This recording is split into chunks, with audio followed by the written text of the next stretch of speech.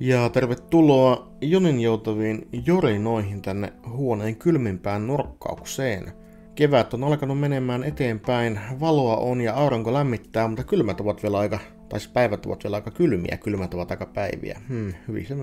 Hyvin tää lähtee. Nyt olisi tosissaan sitten Mielenterveyden salat osa 6.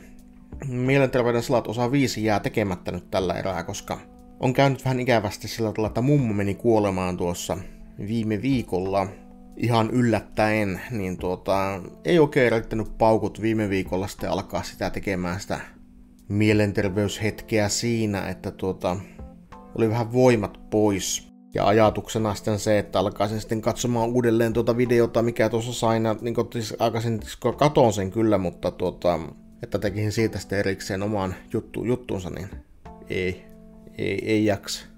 Ja minä kun ajattelen, että tämä 10 viikon prokkis tulee olemaan hyvä, että teen joka viikko jotain, niin eiköhän elämä sitten vedäkin maton alta ihan vain vaikka piruillakseen, jos ei mitenkään muuten. Mutta semmoista se elämä on, minkäpä sille voi. Ei kai tässä auta. On tässä itketty ja naurettu ja huudettu ja kirottu, mutta ei miksikään tämä asia ei tästä enää muutu. Se on tapahtunut, mikä tapahtunut. Mutta lähdetään sitten tätä aihetta purkamaan, mikä tänään oli. Eli tänään oli sitten tosiaan tämä Mielenterveyden salat osa 6. Ja oli kysymyksenä se, että kuka minä olen. En muista ihan tarkalleen kaikkia yksityiskohtia siitä, mutta muistan sen, että mitä siellä kaikkia puhuttiin ja jauhettiin. Puhuttiin asioista kuten tuomitsevuus. Kuinka joku asia voi tuomita tai olla tuomitsematta itseä, tai miten tuomitseminen opetetaan tai opitaan. Itsekin sanoin siitä, että ulkopuolisen tuomitsevuus liittyy sinun itseesi, se tarttuu sinun mukaan, se menee tuonne paidankauluksesta sisään ja se tarttuu sinun niskasta kiinni ja se tulee osaksi sinua itseäsi. Kun ihmisenhän pitäisi tuottaa tai heijastaa ympäristöönsä kaikkea sitä, mitä hän on elämänsä aikana oppinut, niin sitä sinä nimenomaan teetkin, jos sinä et ole koskaan oppinut elämässäsi mitään muuta kuin tuomitsemista tai sellaista, että et anna vastakaikua sille, mikä kuuluu saada vastakaikua tarpeille tai ollekaan millekään. Sinä et sitten koskaan tule oppimaan sitä vastakaikun antamista, etkä sinä koskaan tule oppimaan hyväksyntää, että sinä tulet vain oppimaan tuomitsemista, jos olet sitä vain itse kohdannut. Että miten ikinä voi näyttää jotain, mitä ei ole koskaan opetettu. Kasvain ympäristössä, mikä tuomitsee tai ei ole antanut sinun elää tai olla sellainen niin kuin sinä oikeasti haluaisit olla. Siinähän ne ongelmat sitten syntyy. Ja sitten jos pitäisi itse alkaa jostain hyvin kaukaa tai hyvin semmoista abstraktista kohteesta repiä sitten tätä omaa hyväksyntää muita kohtaan tai itseä kohtaan, niin vaikeahan siitä tulee, kun et ole koskaan kohdannut sitä, että minkälaista se terve hyväksyminen pitäisi olla ja minkä sillä sitten voi. Puhuttiin myös itse inhosta, sitä, että kun mitä tuntee itseä kohtaan, joka on osa sitä, että minkälainen ihminen sinä olet, niin kun sulla inhoa itseäsi kohtaan ja itsehän tunnistan itse inhoa siinä, että sen takia olen eristäytynyt ihmisistä. Että minä en yksinkertaisesti tunne tai osaa olla ihminen tai osaa olla ihmisten kanssa ihmisten joukossa, joten minä olen päättänyt paremmaksi keinoksi lähteä pois sieltä. Muuttaa pois tavallaan paikkakunnalta henkisesti. Tai ihmisten joukosta pois henkisesti. En välitä mitä ihmiset tekevät tai mitä heille kuuluu, koska minä en ymmärrä, että mitä he oikein tekevät. Se on ihan sama kuin minä katsoisin jonkun eläimen räpistelyä jossain sikolätissä ja yrittäisin päätellä siitä, että mitä tuo eläin oikein tekee. Kun minä en ymmärrä, mitä se tekee, minä en ymmärrä sen toimintatapoja, en kieltä, en kehollista tai sanallista, niin miten sinä voi tuntea mitään muuta kuin eristäytymistä? Ei auta muuta kuin kävellä pois siitä tilanteesta ja hyväksyä nyt vaan se, että minun paikkani ei ole täällä. Mutta itseinhoa on ollut paljon elämässä ja sitä, että ei kuulu joukkoon tai ei ole joukkoon sopiva ja sitten on päättänyt, että minä lähden pois ja minä olen erilainen tästä joukosta ja olen erilainen ihmisestä. Ja siihen se on sitten vain mennyt. Eikä sillekaan mitään voi. Tai voisi, mutta en tiedä sitten. Haluaako voida, koska ei tiedä mitä voi. Mitä se voiminen on, mitä sillä voisi tehdä, mikä on sen voimisen tai voipumisen rajat. Mitä voi tehdä tilassa, jossa ei tunnista yhtään, että mikä se tila edes on. Kun olisi täynnä, tai olisi huoneessa, joka on täynnä laitteita, joita et ole ikinä ennen nähnyt, tai et tiedä yhtään, miten ne toimii, ja sinun käsketään sopeutua sinne huoneeseen.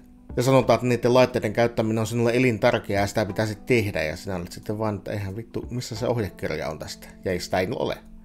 Ne ohjeet kerrottiin kaikille lapsena kuulemma. Tai opetettiin. Yritäpä siinä sitten. Painele nappiasi.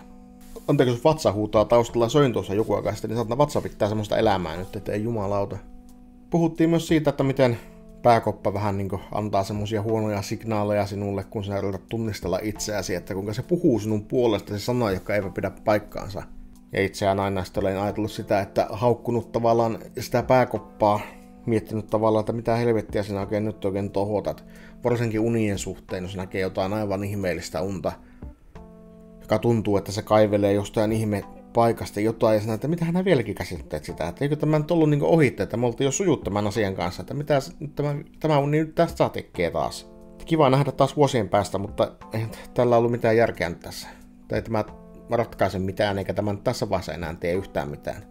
Ja olit vähän niin kuin myöhässä, että nämä unet olisi pitänyt nähdä jo aikaa sitten, mutta minkä sillekään sitten voi. Eihän sitäkään voi päättää, mitä unia se pääkoppa siltä oikein sulle tuo, mutta kertoo enemmän alitajunnan pyörteestä ja alitajunnan oikkuilusta.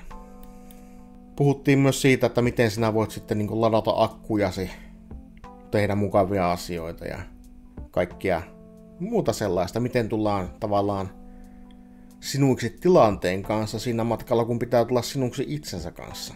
Ja siinäkin on hyvä kysymys.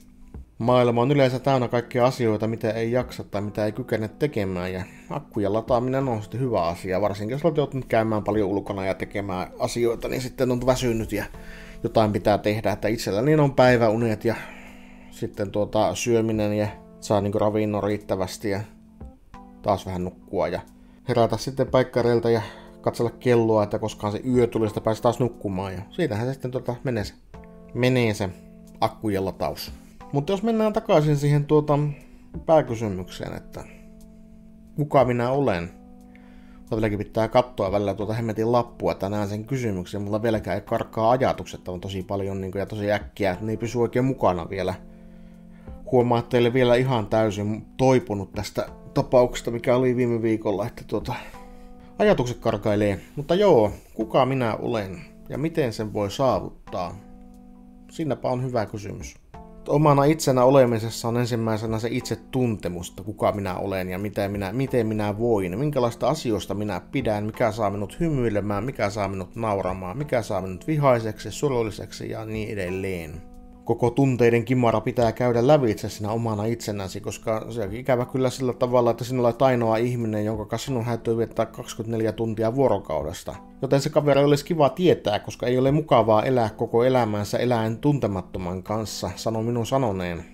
Jos peilistä tuijottaa aina vain muukalainen, niin se alkaa joskus kursimään. Että eikö tässä saatanan talossa ole yhtään ihmistä, jonka minä tunnen? Ei edes vittu peilikuva. Pikkuhiljaa vuosien varrella on oppinut jotain pieniä asioita itsestään, se pieniä tiedon jyväsiä. Minkälaista peleistä minä pidän, mitä asioita minä arvostan, mistä minä tykkään puhua, mistä minä tykkään olla. Mutta kuten sanoin siinä alussa, niin kun on semmoinen elämä, että ei ole koskaan saanut tavallaan vastakaikua niillä omille tarpeilleen, niin niitä ei osaa tavallaan nyt antaa itsellekään. Kuten minä olen ehkä joskus sanonut, että minä olen aina ollut yksinäinen, sillä tavalla henkisesti yksinäinen, että minulla ei ole koskaan ollut sellaisia ihmisiä ympärilläni, jotka vastaavat niitä tarpeita, joista minä pidän. Tai tarpeita niin semmoista olemisesta tai asioista, jotka ovat minulle mielenkiintoisia.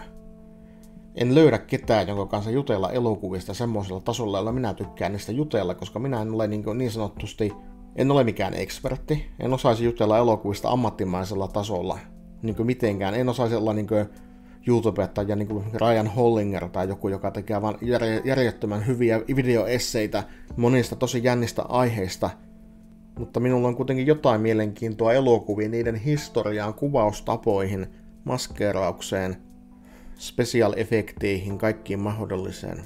Mutta niistä ei yleensä löydä puhujaa. Ja harvaa kiinnostaa taiteesta puhua mitään. Niin kuin enkä minäkään taiteesta tiedä oikein mitään, mutta se on sellainen asia, joka minua aina vinosti kiinnostaa. Niin kuin mukava käydä taidenäyttelyissä ja miettiä, että mitä kaikkea tässä on takana, mikä on sen taulun tarina ja tämmöistä. Ja ei semmoiselle koskaan löytynyt vastakaikua. Eikä sellaista ole nyttenkään vastakaikua sille, mutta niin. Silloin on tosi vaikea tietää, niin kuin kuka on ihmisenä, kuka minä olen. Minulla on ehkä semmoinen harmaa haju siitä, että minkälainen ihminen tästä näiden seinien sisällä asustaa, mutta sen sisäistä logiikasta minulla ei ole hirveästi tietoa. Tai ehkä joku päivä. Ehkä sitten joskus, kun sen aika on. Niin minä tiedän. Mutta olisi kiva, että se olisi ennen kuolinpetiä kuitenkin. Moni asia olisi tänään helvetin kiva. Moni asia olisi ihan saatanan mukava, kun ei olisi tapahtunut kaikkea, mitä on tapahtunut. Ja kun olisi asiat mennyt paremmin kuin ne on mennyt, niin silloin olisi kyllä helvetin mukavaa. Tätähän minun elämähän on ollut haavemaailmassa elämistä. Elää asioita ja spekuloituja tilanteita, joita ei ole koskaan ollutkaan olemassa. Nähdä maailma lintuperspektiivissä, sellaisena outona möykkynä. Maailma on amoralistinen Petrin malja, jossa enemmän tai vähemmän toisistaan riippuvaiset eliöt yrittävät selvitä parhaiten niissä raameissa, mitkä he ovat itse kehittäneet.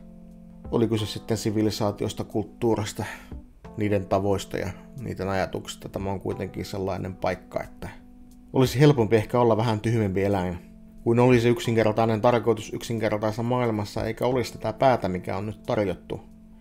Ei olisi näitä aivoja, joilla ajatella, eikä tätä mahdollisuutta tarkastella maailmaa näin avoimesti, niin varmasti helpottaisi.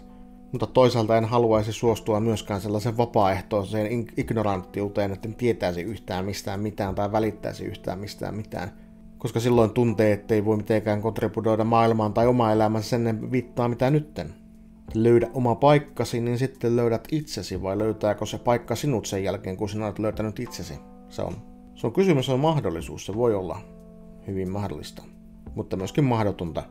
No, loppujen lopuksi meillä kaikilla on sama kampaus, joten mitäpä tosta välittämään. Mutta tämä oli hyvin heittelevä ja jaaritteleva Joni Jotavat jorinat mielenterveyden salat osa 6. Kuka minä olen? Kuka sinä olet? Oliko se paha kurki vai kuka se oli? Mutta nähdään taas ensi viikolla. Anteeksi sivuäänestä. Räppälään paljon asioita tällä hetkellä, en pysty olemaan paikoillani. Ehkä ensi viikolla paremmin sitten, eikö se? Tai katsellaanpa silloin ja se on sitten siihen mennessä muuta kuin, että se on moi.